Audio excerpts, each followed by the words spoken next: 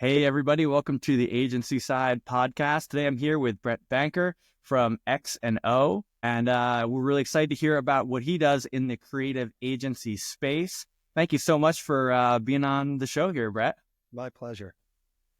Yeah. So I'll tell you that I originally was interested in speaking with you because I was following you on LinkedIn and following your content, which I found was very interesting. And then, of course, I went into looking at your work and your company, which led me to twisting your arm to getting you to come here onto the pod. So maybe you can just give a quick introduction to just explain to the listeners in a nutshell what you do at X&O. So X&O is a marketing communications company. We don't really call ourselves an agency because we work quite different. We are a network of experts that sprint towards client questions, challenges, problems in 3 to 4 weeks, which is quite different than the way an agency typically works, right? Which is They sign up a scope of work for a year and they staff it.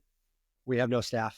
We are only expert level, C-level, working top to top with senior marketing leaders to solve their challenges in a way that removes a lot of the hierarchy, a lot of the levels, the layers, and certainly the time. Yeah. How did you get into this particular space? Well, I was studying marketing as a young kid. I always knew I wanted to be in advertising. So and I'm an agency monogamist. I spent 15 years at Gray in New York and 8 at Anomaly in New York. So 2 agencies in my career. So it was something I always wanted to do. And as you get more senior in the business, you just get pulled away from the thing that you got into it to do, which is to solve business challenges with creativity and strategy. And what I found is that I get most exhilarated in the pitch process. And you go, well, why is that? Why is it that I get so excited about a pitch? Well, one, it's new and it's fresh, but it's all the other things that surround that, which is the problem definition is typically quite clear. Because a client, they're going to go through that process. They're pretty rigorous about the brief and make sure they know exactly what they're asking for. You're working with senior folks on your side and you're working direct to like the C-level on the client side. So you've got experienced people on both ends and it's a decisive process. Like decisions are made quickly. There's not a lot of time to belabor it. It moves fast. I wanted to bottle that up and go, how do we do that over and over again, which is interesting, new, sticky challenge from a client. Solve that in a month and then go to the next one, go to the next one, and go to the next one. And that was one of the reasons why X&O was born. Yeah, that's cool. I was checking your stuff out and it seemed that, obviously doing quality work is paramount, but I also noticed a lot on speed and sort of delivering faster than a lot of what these bigger agencies, kind of do. And I also had read that like decisiveness was a big thing that I love that word. And I totally understand because it was like, what makes a great client? It's not always, sure, we all like clients that pay really well and are doing really exciting stuff, but I can understand that about decisiveness. Like sometimes it's just like, do you like that pair of shoes or do you not like that pair of shoes? Because there's just not a lot of time sometimes.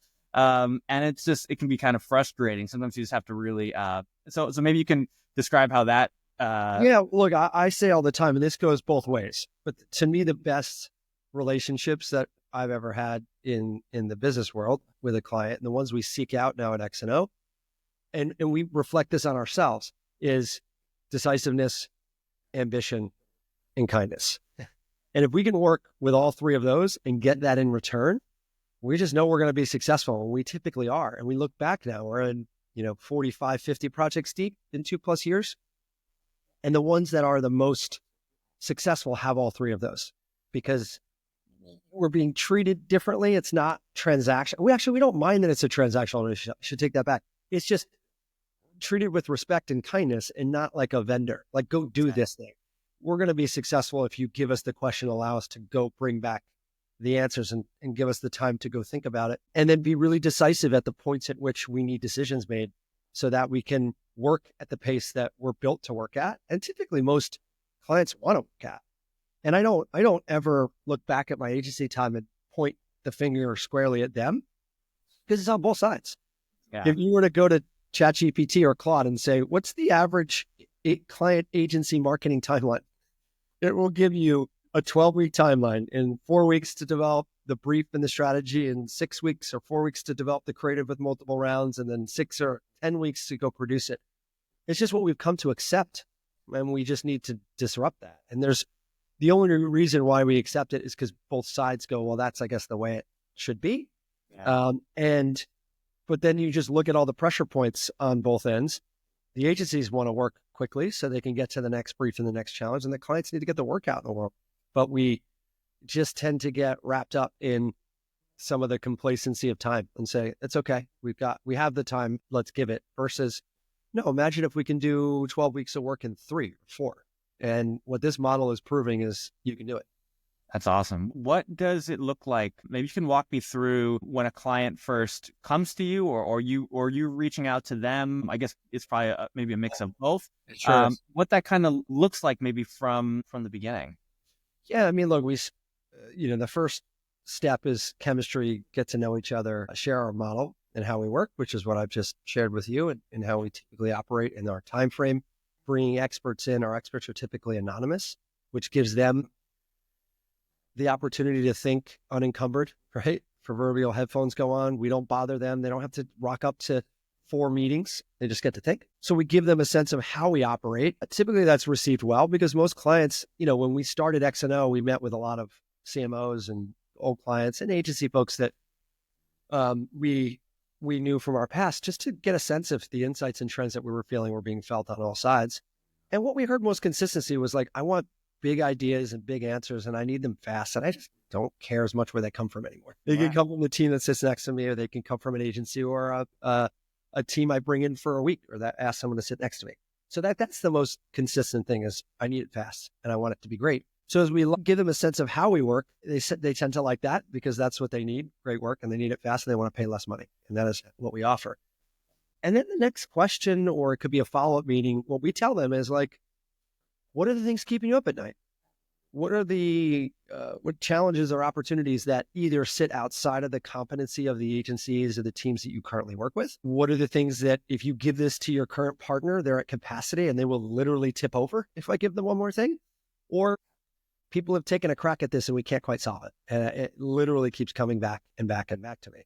Are some of the people maybe jaded on previous experiences with other companies, or maybe they've worked with some bigger? Sometimes they are. I think that the benefit for us is that in that follow-up chat, or it can happen in our first meeting with a client, it's, even if that sense of jadedness is there, this is such a different model, which is you are not going to be passed off to junior and mid-level teams. You know what clients, one of their biggest gripes is, I meet agencies, maybe I go through a pitch process. I buy Justin and the Levinson agency, and I meet Justin and I meet his other 2 partners. And then 6 months later, I'm seeing Justin less and less, and I'm seeing those partners less and less, because you've built a team of 15 or 20 that run the day-to-day business. Yeah. And then you know how it works. We're off putting out the next fire, winning the next pitch, running the company. That doesn't happen at X&O, because you're only working with expert C-level talent in our expert network, and myself and Eric, my co-partner and co-founder, are at every step of the process. So you don't ever lose touch with the expertise.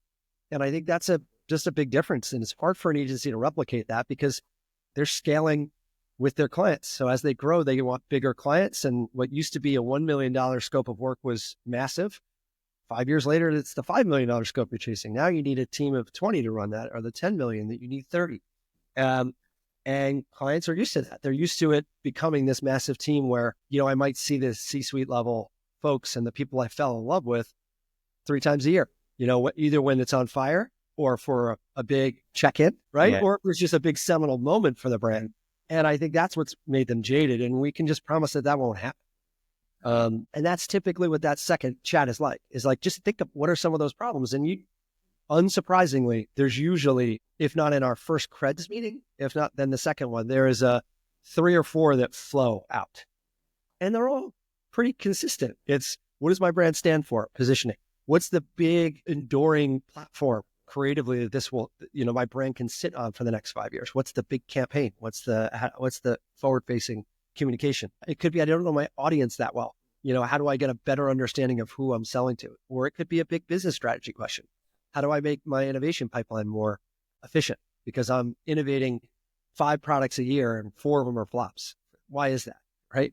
So we tend to get like, or the one we get a lot now too, as well, which is a little further downstream in communication is, can you bring me some ideas that are going to ripple through culture and not things that go in traditional channels? So I'm not looking for a TV spot. I don't need a big digital campaign. I need a brand act, a stunt, a behavior, like something that we can say, do, or put in the world that defines our position, but that is really going to spread through conversation, the internet, get people talking about us. They're looking for earned media because that tends not to cost much. So we're getting that. Were you thinking of some of these sort of differentiators with speed and with like client facing being that point of contact? Were these all sort of ideas that you had when you were working in other agencies in the 100%. past and saying like, I wish it had been this way? Yeah. I mean, a couple of big things are, what I always wanted to do was create an accordion style financial model that could expand and contract with client needs and be like responsive to their business. We'd have clients say to us in the past, or I have, that are like, look, I'm paying you X amount every month. It's a consistent 1-year scope of work, but in actual, and you have the same team roughly over that year. But in all honesty, my business is on fire in February and March. So in those moments, I feel like you're understaffed and you're not really ready to serve me. And then in July, August, it's quiet and I'm kind of making up things for you to do because I'm paying you the same amount every month. And I'm like, that's not a good financial model. I wanted to build something that could be turned on and turned off like a light switch. And that's what X&O is. Because we have this network already, and they span from marketing side folks. So we have ex-CMOs and innovation officers and growth officers that have never stepped a foot in an agency. They're marketing experts. And then, as you would expect, many creative and strategic experts from the agency side, but then people that are really specific in vertical and channel, some that know Web3 and AI better than others, and then those that can really get stuck in on a CSR campaign and corporate responsibility, which is a very specific expertise. People are at the ready in a network, ready for an email or a call to say, I've got a thing that's perfect for you. We can assemble the team of ninjas in a couple of days. And it's usually from call to proposal to working, and sometimes a week. And agencies can't really operate that way. They play a game of availability, not suitability.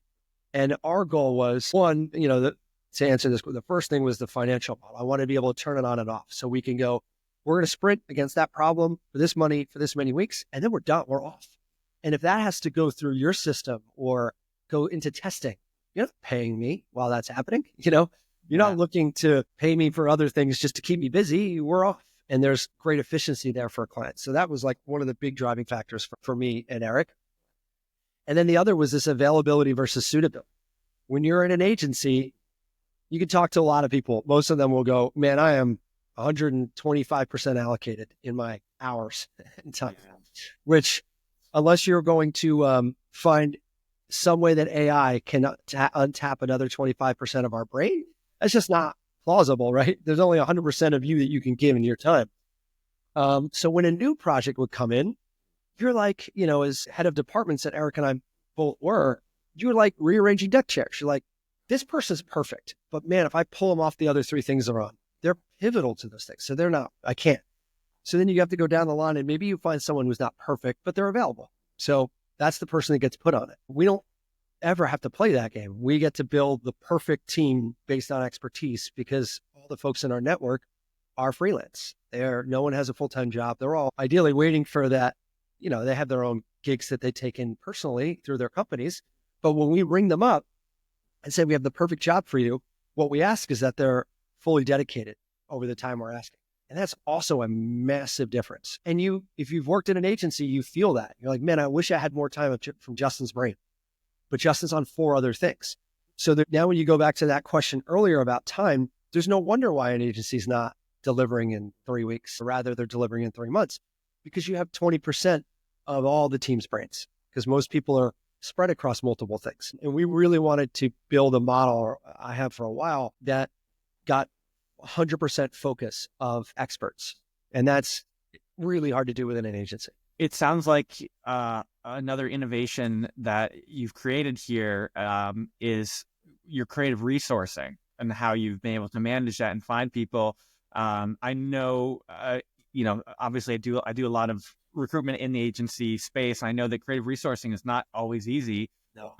But it seems like you guys have sort of found some of the secret sauce. How do you go? I mean, you don't have to give away the secret sauce, but is there maybe what some of are the keys that you look for when you're hiring, or how you have maybe built up some of your roster, if you're open to talking about that? Yeah, well, I'll be humble enough to say we have no secret sauce. We've cracked nothing. And it's a really big part of our everyday, which is continually looking for new folks to bring in the network, not necessarily to expand, but because the attrition rate for us is always going to be high because we don't moonlight people, meaning you can't have a full-time job and work at X&O, because to my previous point, when you come on a project, we're asking that you're fully dedicated, if not close to fully dedicated. So if you have a full-time job, we can't get, most of your brain day after day on a project. So when someone is in the network in that capacity, working as a freelance owner, and decides the allure of going back to the brand side or the agency side is too strong, and I'm taking a new CCO role, they become inert in our network. So the job for us is always filling up that coffer of great talent. We're lucky that both Eric and I have spent a quarter of a century in the business, working at some of the best agencies in the world. So we've had the opportunity to work next to and around incredible talent in our careers, but it is a constant job. And I would say, to your question though, what do we look for? I think the most important thing is a shared DNA that they have and we have, which is the agency to make quick decisions. I've done this before. Like we're really looking for people, and the company in terms of talent and the foundation is the 10,000 hours principle. It's like, I have many people that reach out and say, man, I want to be a part of the X&O network. And they're a copywriter and they're 5 years in. And my response is always, I'm sure you're amazing at what you do, but like, we're betting on experience here. And that's not to diminish how good you are at your job, but you've only done it for 3,000 hours and we're looking for the 10. But we're looking for people that have that shared DNA because they have that experience to go, man, I've solved this problem before. This is just a new brand with a different context. But I built the positioning 150 times for brands of all shapes and sizes. So to build this brand's positioning there's just codes in your brain that allow you to short circuit to the answers.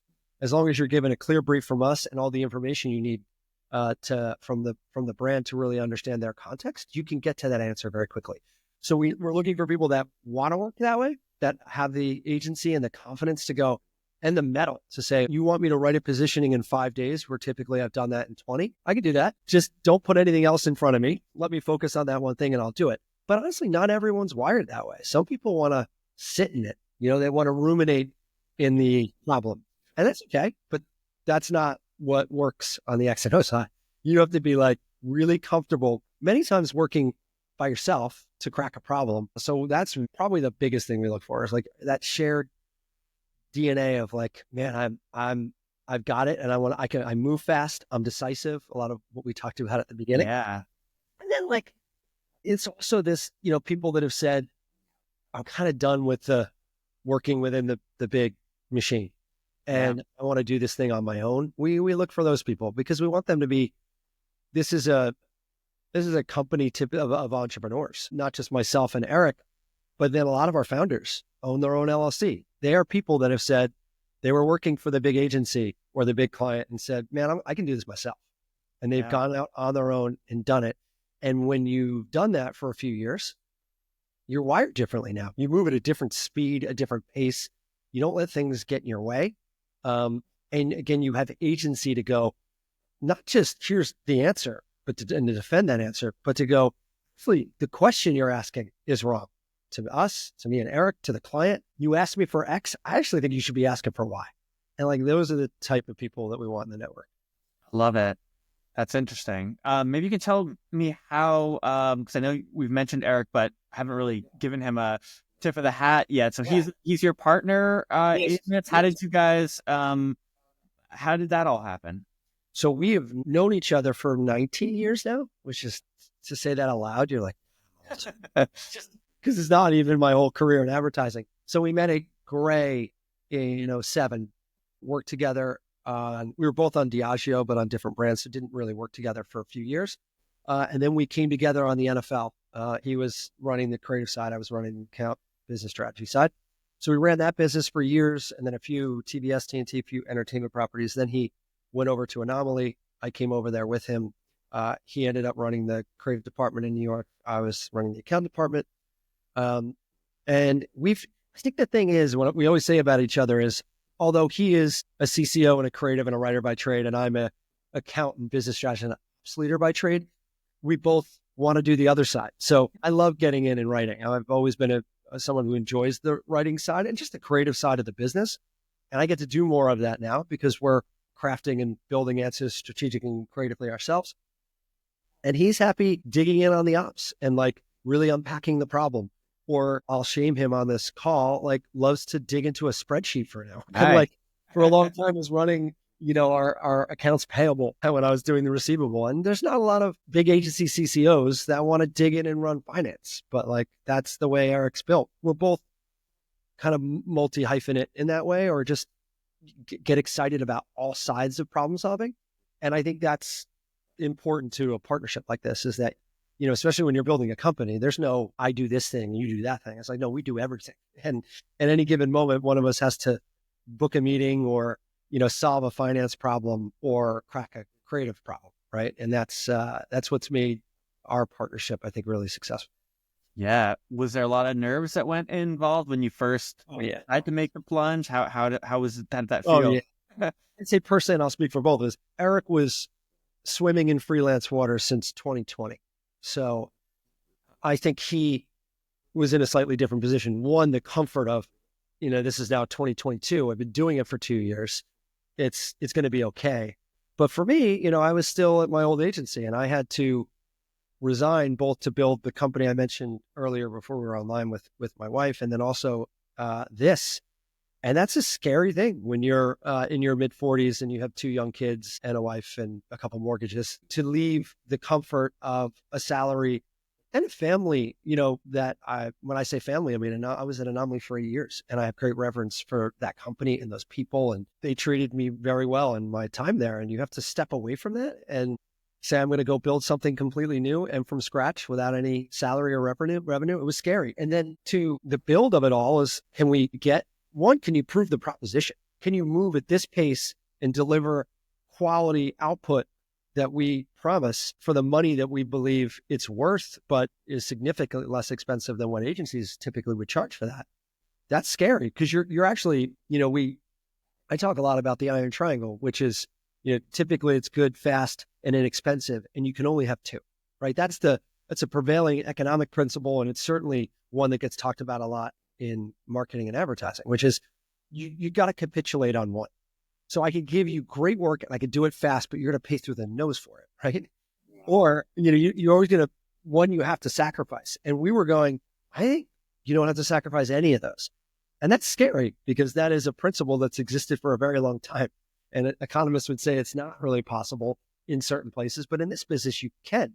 And that was frightening. And there's a good reason for why our first year with X&O out in the world, we got no press. We didn't announce that we were out in the world. Most people, use their names to go, hey, so-and-so and so-and-so have started an agency, and they call up the trades and the publications to get some press and start, get the turnstiles moving. But Eric and I didn't do that for a year because we wanted to prove that the model could work before anyone knocked on the door. Yeah. And that's also scary because then, the first 6 months of the company, it was quiet. We didn't have a lot of clients. We were building the foundation of it, the operations of it, but with that, there wasn't a whole lot of money coming in. So in all honesty, there was a moment, maybe 4 or 5 months in, where I went, oh my God, I gotta call a recruiter and maybe take a freelance job somewhere. And luckily in the second half of 2023, it really started to gain momentum, and we really haven't stopped since. That's amazing. I mean, I can totally relate on all that feeling. Same thing. I have wife, kids. We're pretty similar in vintage. And when I started my own agency, it was pretty terrifying. And I personally, most of my life, have been a pretty risk adverse person. Mm-hmm. I'm a pretty safe, I do everything pretty safe. I don't involved in extreme sports. I don't spend recklessly. I've always drank and ate in fair moderation. I'm a pretty boring guy. But I sort of, when I made that move, I also did it 2 little kids, mortgage, all that same stuff. And yeah, I think I can totally that first year, and it can be quiet in the beginning, and you're ramping up, and it's like, man, you start some of those doubts kind of creep in for a minute, but yeah, sometimes it's like once you've sort of hit that like bottom, floor, and you're like, I'm a little scared, then all of a sudden it starts like pick up, and you're like, oh, phew, we're cool. And the one thing I would say, and any advice to anyone looking to do that in their industry and career is, and this is not advice that would be mind blowing, but it's what carried me through, which was the confidence that we had built something truly unique and differentiating. And if you've built something that has, is attacking a consumer need, which in our industry, marketers were looking for better work. They wanted better access to better talent. They want to move faster, and their budgets are shrinking. So it did feel like we were attacking a lot of the pain points. And that gave me the resolve to go, okay, there was never really a point where I went, it won't work. It was just a point of, will it start working in time for me not to sell my home, or tell my wife we've got to move, or tell my kids that we're going to start eating differently? Daddy's not going to be cooking the great meals anymore because it's peanut butter and jelly time, right? Yeah. And that's the thing that's really scary, is like the impact it has on your family and your lifestyle. And you work really hard to get to a place of financial security and comfort, and then you greatly disrupt that. And it's my wife was incredibly supportive. Like she was scared, but never told me no, never told me this isn't wise. Maybe she told me, are you sure? Is this the right moment? And it really wasn't the right moment for us financially. We were in the midst of a financial upheaval for one of our mortgages we were being sued on, and we weren't getting any revenue from it. And it was draining financially. She's like, let's wait till we get past that. We're still not past it 2.5 years later. So, and I said to her, I'm like, if not now, then when, right? Like there's always going to be something that tells you this isn't the right time. Like we are creatures of stability. And you just have to again, if you have something that feels like it's unique and it's different and it's going to disrupt an existing model, and certainly a model that's right for it, then go and figure out if there's a trail of disruption behind you that might mess up what brought you there, then you'll fix it later. That's kind of the way we thought about it. Since you've launched your own thing, do you have is there any particular projects that you're the most proud of, or things you've really enjoyed doing, or any sort of top things that come to mind? Yeah, I mean, a lot of our work, unfortunately, we're so far upstream, is not even out in the world yet. Sometimes we're a year and a half in advance going out in the world. But I think from a broad perspective, what makes me the most proud is our ability to, which is something that an agency might struggle with because of the budgetary constraints on the client side, is we have the ability of working with startups and Fortune 500 because our pricing is fixed, and it's a fraction of what it would cost to work with that talent at an agency. So we've had, we just wrapped up a great project with a company called Protein 2.0 or Protein 2.0, which is a beverage brand that's fortified with protein, but they're, a small company that would not have been able to work with and get the output that they got from us, from many other people, because they're, they have a different budget level than a big Fortune 5. But to be able to go end to end with them, build a campaign and a platform, we actually went and produced and created some of the assets. That's when you step back and you're like, man, this can be kind of game changing, because of the investment and what it cost that company would be, 5 times if they went to a traditional agency. And so it would have been prohibitive. They wouldn't have done it, and they wouldn't get to the type of work. And to be able to impact a company like that is really rewarding. And honestly, it was, when I go back to kind, decisive, and ambitious, they're that, and, what we say all the time is we try to match to ambition, not budget. And this is a model that allows us to do that. So we can, we used to get calls at the older, bigger agencies. I got a call, one of them this is 10 years ago, maybe, from a streaming service that wanted us to, from a strategic standpoint, to unpack the future of streaming, which is an awesome question, especially 10 years. It was the future of watching content. And how does a network live in that world 10 years from now, which would have been today? And what an amazing question. But the budget was tiny. This agency is like, we don't get out of bed for that. That's like too small of a number, which I get. Your numbers just change dramatically once you turn into a big agency. And to be able to take on all types of those questions and never turn it down because the money is a problem, that's really rewarding, because that's why we're getting a lot of really interesting questions. That's awesome. You mentioned the NFL a minute ago. Yeah. Are you an NFL fan too? I know you're working on Yeah, that. I mean, I was always a sports fan, but I had the opportunity to run that business at Gray for 3 years with Eric. I went to three or four Super Bowls and built multiple campaigns for them.